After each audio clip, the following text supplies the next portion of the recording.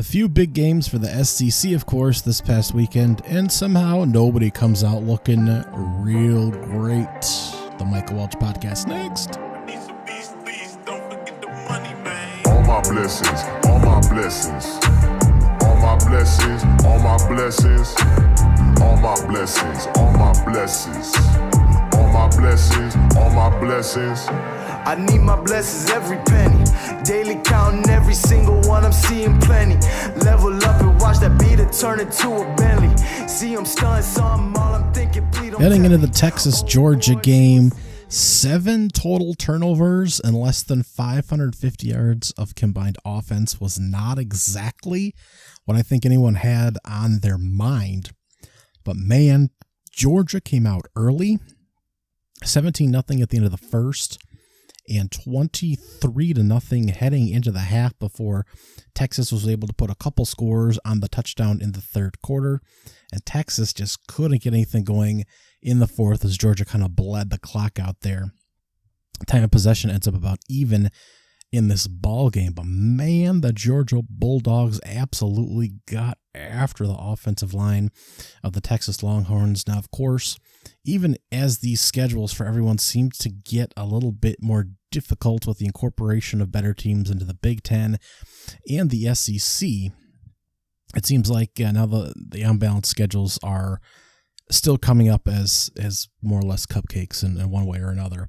Now, it's not Texas's fault that Michigan is really just a doormat this season, and we're going to get to that in just a second. But Colorado State at Michigan, UTSA is unfortunately not a good football team. Louisiana Monroe, Mississippi State, Oklahoma, horribly unfortunate that they're performing so poorly as well. So the secondary of Texas hasn't been tested this season, and the offensive line looked pretty good. That were two problematic areas last season. Where Georgia absolutely ate, of course, put pressure on Quinn Ewers. Overall, we ended up with, 7 sacks, 10 tackles for losses on Quinn Ewers. We, of course, did see a switch over to, I always want to say Peyton Manning or Pay Manning or something like that, but Arch Manning. Very briefly, he got a little scramble in, then was sacked a couple times, had troubles getting away from defenders as well. He was 3 for 6 for 19 yards on the play. Coming back from half, we went back to Quentin Ewers, which was fine. He was not the problem, obviously. It wouldn't have made a difference. He finished 25 for 43 for 211, 2 touchdowns, 1 pick, 4.9 yards per toss. And they were often behind the sticks as they were just getting run over, trying to get the ball out for Ewers so that he didn't have 2 seconds or less to get the ball out. And man, my goodness, it's just not an expected game here. Now Jaden Blue had 7 catches for 48 yards and a touchdown at the running back position here. For Quentin Ewers, Golden had 3 catches for 77 yards, 6 catches and 66 yards for the tight end Gunnar Helm. But you didn't expect to see so many basically checkdowns here. Isaiah Bond had 2 for 11 and a touchdown. He was apparently not completely healthy coming into this ball game. Texas got after Georgia a little bit as well. They only ended up with 1 sack and 4 tackles for losses. I have not double-checked the pressure rates, admittedly, getting into this. And Carson Beck was 23 for 41 for 175 yards. 3 picks, no touchdowns passing, 4.3 yards per attempt. So it's not that he was significantly better. Travis Etienne had 3 rushing touchdowns, 4.6 yards per carry, 87 yards. The flip side for Texas, Quatravion Wisner, 3.5 yards per carry, 15 carries, 52 yards. The defensive line just ate up the run game as well. The long run, I think, was the 21-yard scramble by Arch Manning. They got a 10-yarder off by Wisner, and that was about it. The ETN cracked off an 18-yarder there. And that defensive front for Texas did all right with the run game as far as bigger explosive plays, but they still allowed Georgia to certainly grind there. Drop problems for some of the receivers for Georgia seems to still be a problem, and this game seemingly could have been worse had at least a couple more of the easier balls just been pulled in, caught with the palms, caught with the hands rather than the fingernails. And a couple of those throws were off on Carson Beck, but still it was just some poor connections between Beck and the receivers out there.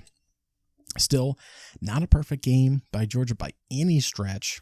Really, you'd think, oh, this must be a Heisman moment for someone on Georgia's side. No, Carson Beck really played awful. Travis Etienne played just fine. I mean, he was the star player for the team, quite frankly. And there was no receiver that stepped up in any capacity either. Jelon Walker had 8 sacks and 3 tackles for losses. Jalen Murphy, I believe he force 2 turnovers. It was the defense. The defense stepped up. We had a couple real big playmakers there. Jadavion Everett had an interception, and he had, this is great podcasting. He had a sack, a tackle for a loss, and was just all over the field.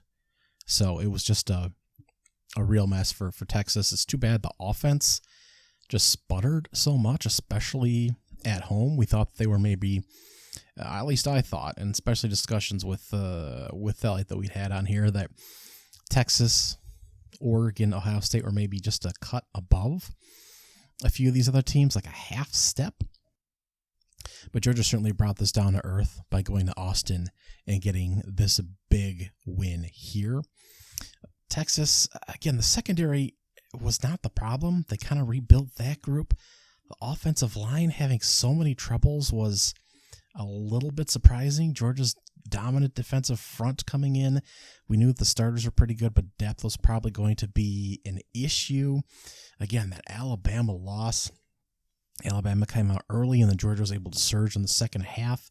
And they were, if it wasn't for that last pick by Carson Beck at the end, they were driving for a game-tying touchdown. So that was certainly on the table for them. So which team is really, a favorite to win the championship? There really is none right now, but you have to feel pretty good if you're Ohio State, even though you lost to Oregon, going across the country and coming damn close. If that was a neutral site game, which is what you have to consider every matchup, since that's how the playoff games, at least past the first round, will be played. They would probably come out on the right side of that one. So you have to feel pretty strongly still about Ohio State, but they still have to play a team of their caliber, at least, of these top 8 to maybe 12, quite frankly, that could make the playoffs interesting.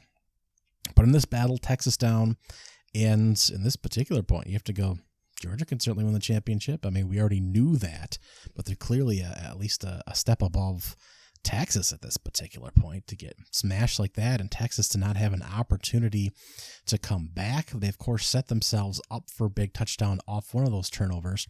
Actually, more surprising, these turnovers didn't lead to more scores, but the one that set Texas up for their second touchdown, of course, the bottle heard around the world as the water bottle was thrown onto the field there right after there was some hand fighting on a big play by Georgia that was tossed.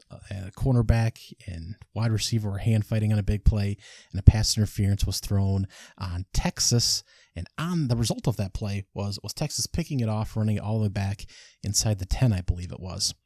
And originally, that call was that it was pass interference on that Texas receiver. Call it back, give 15 yards to Georgia, and continue their drive. Give them a first down, keep it going. Well, some student threw a beer can. You have to have quite an arm to clear the stands, depending on where you are, clear the sideline and get it onto the field. And we could see that, hit the field there. And then after he did it, then it looked like a couple more came onto the field. And then there were about 100 bottles and cans and beer bottles out there. So Steve Sirikin had to come out, walk to the student section, put his hands up, because that's where most of the debris was coming from, and say, settle down, can you stop it? At least in hand motions. He, of course, didn't verbally say that. He didn't take the microphone and say anything and make a speech, but the play had to pause for a few minutes, And in that time, the referees had been meeting. They cleared the field real quick, thanks to everyone on the sidelines. And they came back and said, yeah, actually, no interception. We're not, or no flag. We're not calling pass interference.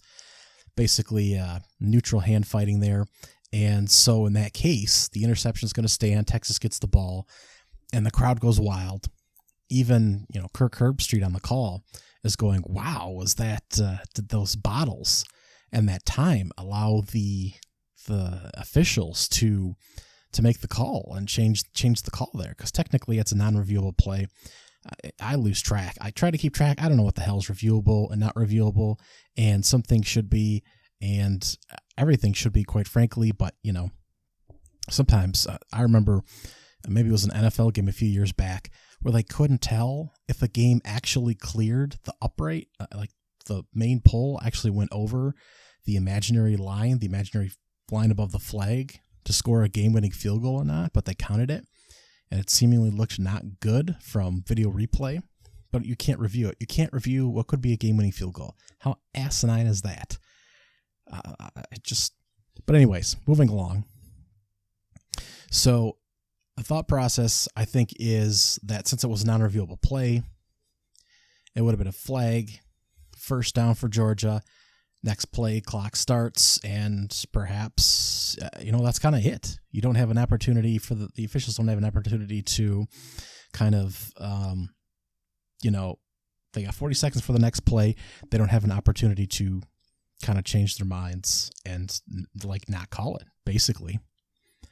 And that could have possibly really changed things. It just would have been, it's just mind blowing. It was mind blowing to watch in real time.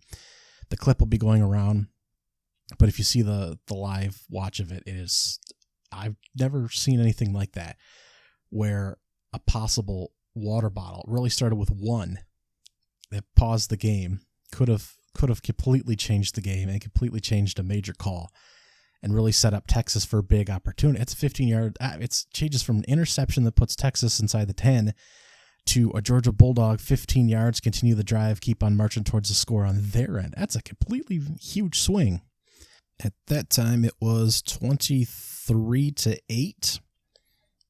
So that flag stands, and Georgia has a real opportunity to at least make it 26 or 30-8 at that point, and continue to march towards a blowout there towards the end of the third quarter. The right call was made, Texas was able to score a touchdown and pull within a score there, heading towards the fourth and final frame and make it a ball game, and that was the correct call. So it was not a bottle, but the beer can heard around the world, rather. And yeah, it'll be interesting to see if you get any rowdy, stupid kids that continue to throw stuff on the field if they disagree with something, causing a delay in the game for referees to confer and possibly change their mind on calls, because that's kind of what it sets up. That's exactly what it looks like. If the officials had time to chat about it, so they did made the right call and overturned it, whether it was something they were supposed to do or not. So it's kind of mind-blowing as someone that watches a whole lot of college football to see it play out the way it was. If I can find a clip, I'll include it in the description here of the podcast. So coming out of this one, I think the secondary of Texas looked pretty good, quite frankly. The offensive line, though, obviously, I don't know if they'll face a defensive line anywhere close. They won't face a defensive line anywhere close to this. Texas A&M will be coming up at the very end of the season. That'll be a huge game. They might be able to put some pressure on Texas. Still, high caliber team. Just an unfortunate situation here as far as them. It's just too bad they couldn't rally.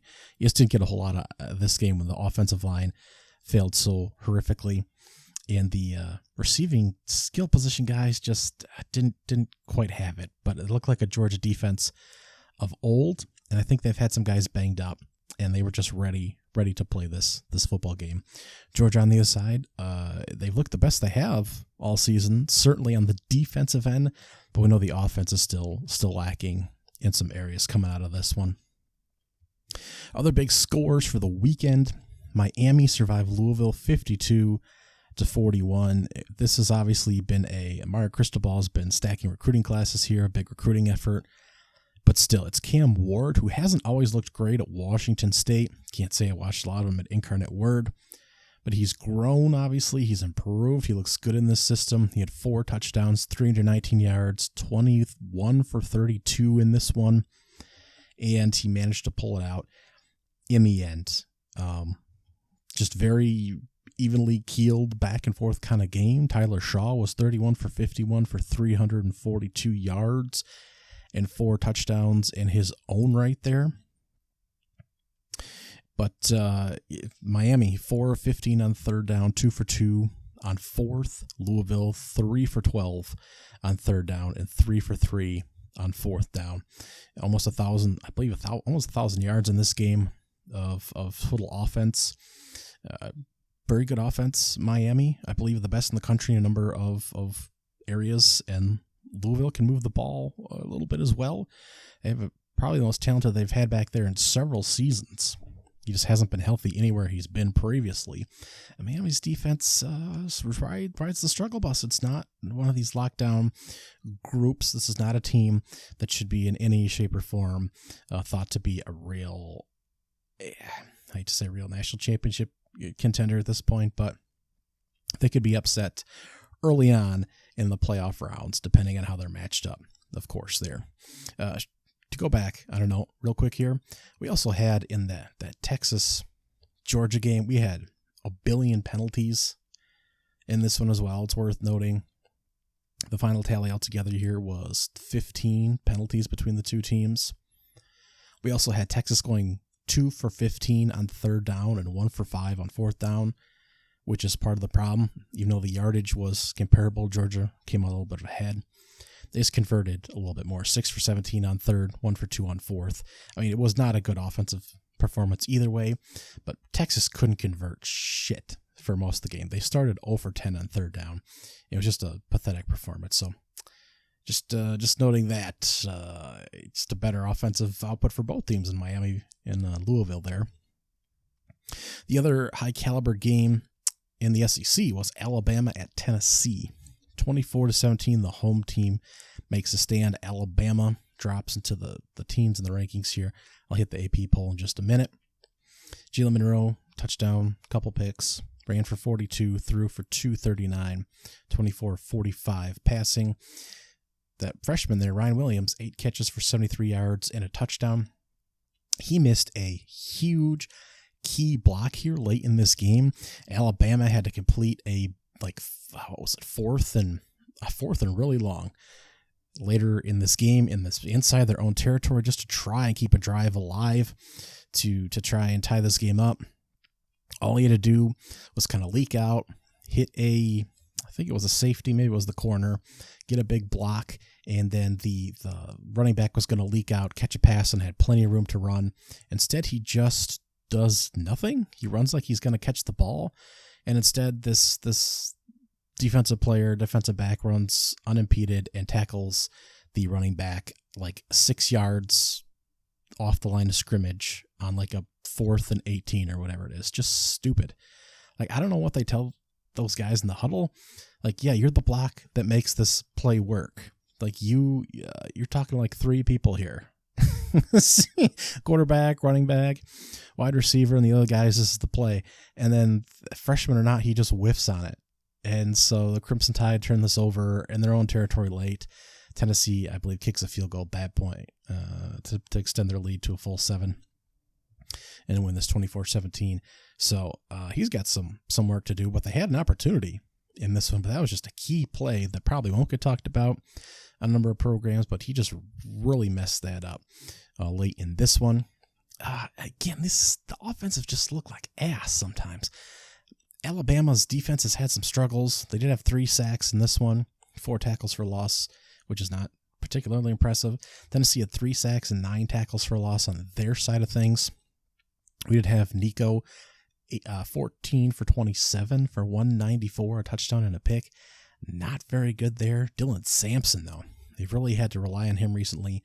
26 carries, 5.3 a pop, 139 yards. He had did crack a big 36-yarder in there. He had 2 touchdowns for the Volunteers.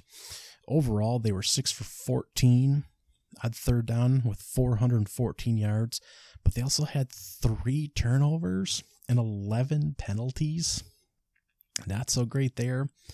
Alabama, on the other hand, 3 for 14 on third, 1 for 2 on fourth, 314 yards, 100 less on the dot, 2.2 per carry, 15 freaking penalties.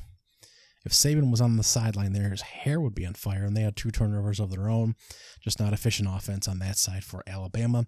But again, Tennessee the past 3 weeks, after averaging, 60 points a game for the first 3 against inferior teams, struggled against Oklahoma, struggled and lost against Arkansas, struggled against Florida, struggled against Alabama. They must be averaging ballpark net at about 23, 24 points a game. They've got Kentucky at home next week, so that's not going to be any better. They can play some defense. Mississippi State's all of a sudden playing very well. They've got them at home next. Then they play at Georgia, home against UTEP, and at Vanderbilt. Like Tennessee, man, could still lose several games on the schedule still. Just saying. They're really struggling here. Other notable games, of course, that LSU-Arkansas game. Arkansas in the mix a little early. 16-7. LSU took the score at half. Taylon Green did play. He was questionable for this one, but he did play, of course. He was 21 for 31 passing, 239, touchdown, and a pick. Arkansas could do nothing. I mean, nothing on the ground at all on this one. The defense didn't play particularly well. LSU just got after him. Garrett Nussmeier, 23 for 34, 233. Didn't pass for any touchdowns or have any turnovers either. Caden Jermar out of the backfield, 21 carries, 101, and 3 touchdowns for that young man there.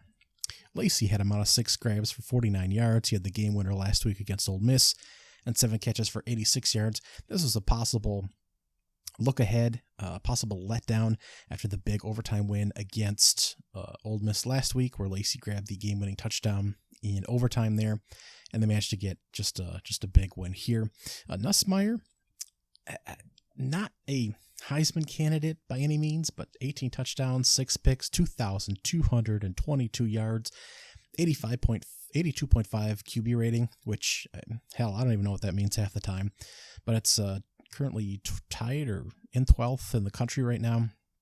He's still one of the better quarterbacks, quite frankly, in the country, and quite frankly, one of the better quarterbacks, might be the best in the SEC right now. You can say that he's certainly up there.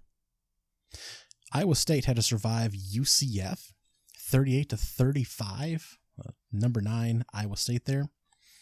This one came down to the wire as well. A late touchdown and 2-point conversion by Rocco Becht.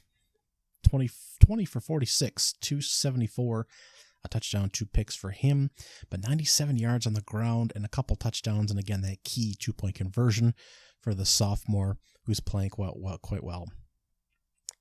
On the season, really, this is not, I don't think this is like a super power team by any sense of the imagination at all.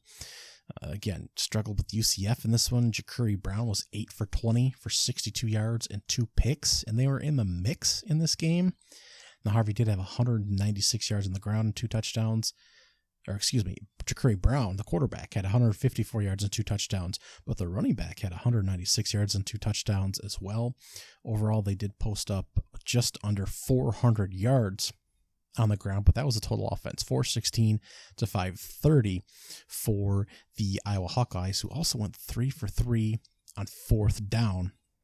They were very effective in that aspect as well. Just not a heavy passing offense down the field, very take what you can get, run the football. Enrico Becht able to manage things there. He's looking very effective, but will this team be a real threat to anyone moving forward? It's really hard to see that outside of their own conference there, the Big 12.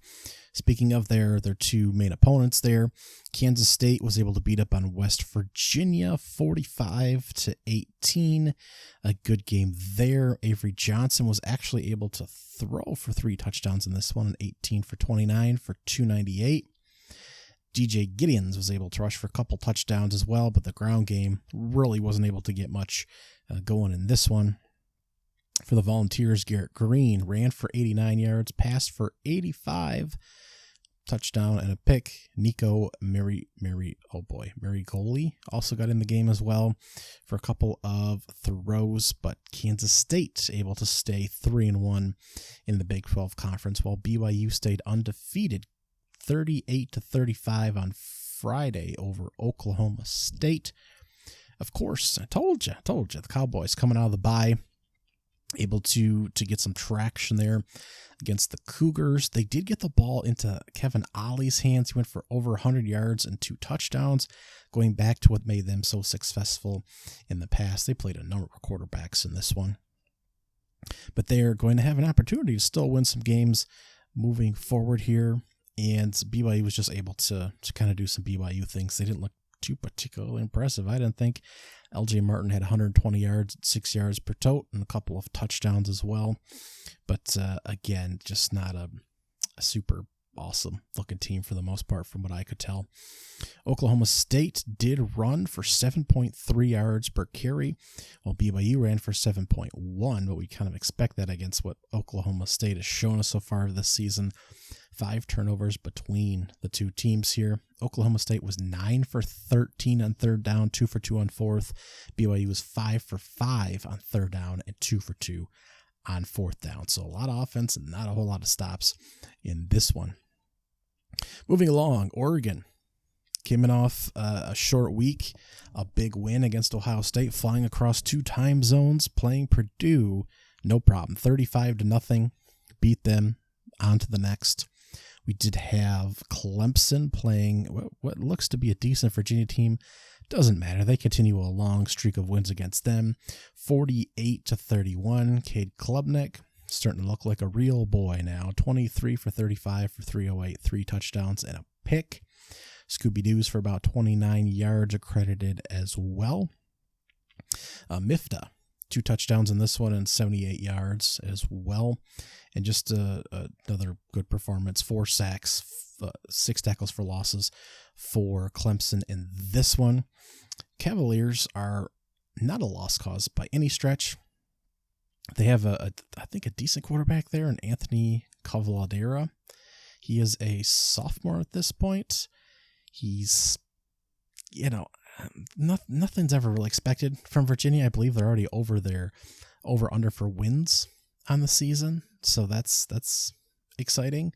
But they're still gonna have to really fight to make a bowl game. But they're starting to look like a team moving forward in rebuilding, I guess you could say. Although they're rebuilding every 2 to 3 years at this particular point. They've lost 2 in a row to Louisville and Clemson. North Carolina's next, though. Can certainly win that one. Then they play at Pitt, at Notre Dame, home against SMU, and at Virginia Tech. So they're probably going to have to pull another upset in there in order to make it to a bowl game, unfortunately. Indiana didn't have to pull an upset. Nope, they just won 56-7 at home against Nebraska in what was supposed to be a good Big Ten ball game. And they just said, nah, we're just going to beat the shit out of Nebraska instead. Dylan Ravioli, as I call him, 28 for 44, 234, and 3 picks in this one. Indiana, who's got great metrics on both sides of the football, crushes them. Curtis Rourke, 17 for 21, 181, a touchdown, and a pick. He hurts his thumb, goes out of the game. There's technically not a timetable for his return, but he's expected back next week when they host Washington, where they will be favored as well. I expect by a decent margin, quite frankly. Although his finger might have a say in the line on that one. Trevion Jackson played well, too. A couple touchdowns there, 7 for 8, 91 yards. The running back, Justin Ellison, 9 carries for 105 yards and a couple touchdowns as well. Both teams were able to get guys in this late in the game. Nebraska was 0 for 5 on 4th down. 7 for 16 on 3rd, but they still had to go for it on 4th as it got later in this game. Indiana had almost 200 more yards of offense. They only had 9 third downs. They were 5 for 9 on those third downs. 1 for 2 on 4th down. 5 turnovers forced by Nebraska, plus 4 turnover margin for Indiana, who just looked good throughout this entire ball game. Oh, and things don't get much easier for Nebraska, who will play Ohio State next. So it's going to be tough for the Huskers. Texas A&M struggles a bit on the road with that Mississippi State team, which falls to 1-6. That Van Buren Jr., the freshman quarterback, does a little number on them. He might be a real answer for them there. I think they've really found something with him, although I only watched a bit of this game. I'll go back to it. 3 touchdowns and a pick, 22 for 41, and just able to get something going for the team offensively here. Connor Wingman had a touchdown and 2 picks, 15 for 25 for 217. They kind of struggled to run the ball as well.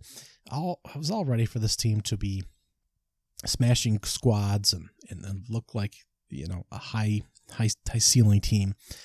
But now they settle as kind of like a middling squad. So this team just isn't quite there yet. They were 9 for 14 on third down. I still had a couple turnovers in this one.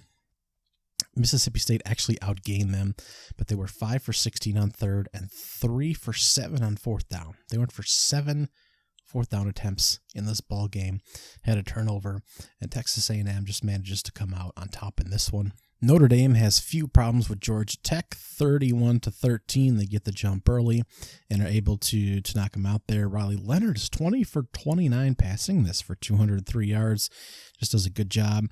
Zach Pyron is in for Georgia Tech, who has no Haynes King, so that certainly makes things easier for them. SMU banishes Stanford to the shadow realm, 40-10.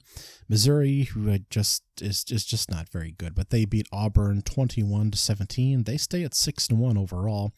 Army stays undefeated, 45-29 over East Carolina, who fires their coach. He's the first one to get axed this season. Navy stays undefeated, 51-17 over Charlotte.